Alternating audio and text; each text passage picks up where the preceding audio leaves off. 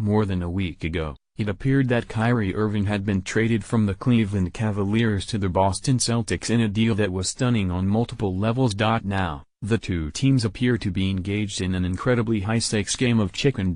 Questions remain about Isaiah Thomas's hip after Cleveland gave the All-Star guard a physical last week, and the Cavaliers now have until 10 a.m. Thursday to decide whether to approve of the deal as currently constructed, which would see Irving shipped to Boston for Thomas, rugged forward Jay Crowder, rookie big man Andy Zizic, and an unprotected 2018 first-round pick. The Cavs' other options: try to convince the Celtics to give them some additional sweeteners to push the deal over the finish line, or let the whole thing fall apart. It is sure to be a tense 24 hours for both sides, given the high stakes. But this much is certain: neither team can afford to have this disintegrate. At the time the deal was initially consummated, it was seen as a home run for the Cavaliers, giving them another explosive, scoring point guard to replace Irving and a combo forward in Crowder who can bolster the team around LeBron James. Perhaps most crucially, it landed Cleveland a pair of long-term assets, though mainly the Nets pick, to help them begin a rebuild if James opts to leave as a free agent next summer. But as Cleveland's concerns about Thomas's hip became known, the reason also surfaced of why Boston was willing to give up this package for Irving.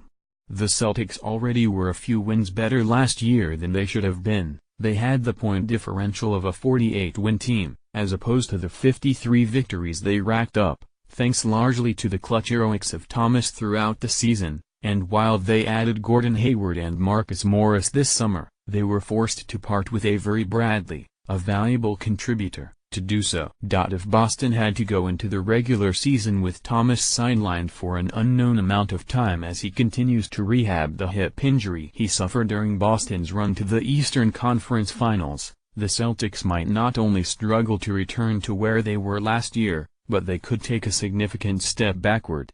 Combined with the impending free agency of Thomas, a fan favorite in Boston who would command an expensive contract if he managed to come back and play well, and the Celtics potentially would have been left in a very difficult spot over the next 12 months. This was how Boston approached making the Irving deal. Just look at general manager Danny Ainge's answer to a question about Thomas's health during a conference call with reporters last week.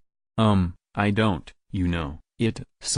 he said, about whether the injury figured into their decision to trade Thomas.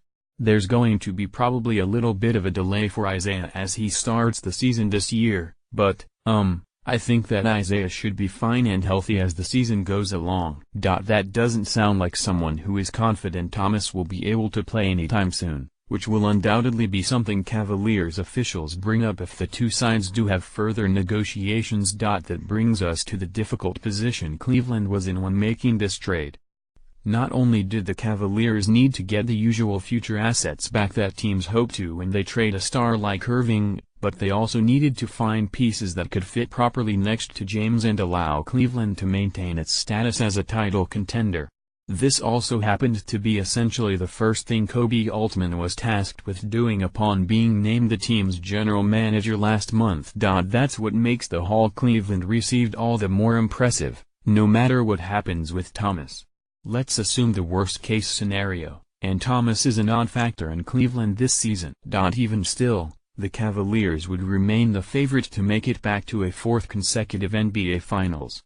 And in a potential title rematch with the Golden State Warriors, a late-game lineup featuring James at point guard alongside, say, Crowder, J.R. Smith, Richard Jefferson and Tristan Thompson would give Cleveland the kind of shooting and defensive versatility it needs to go toe-to-toe with the Warriors' firepower. The Cavaliers also have rightly placed plenty of value on the 2018 first-round pick they would get from Brooklyn.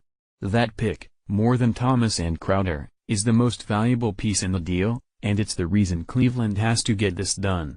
Having the ability to add a significant young talent, either to grow alongside James if he stays, or to possibly swap for a veteran star if James wishes, or to begin the post-James era if he leaves, is a rare opportunity for a team as good as Cleveland, and one it can't afford to pass up. That leaves both teams with ample motivation to come to an agreement, even before taking into account the impact not making this deal would have on either squad's chemistry.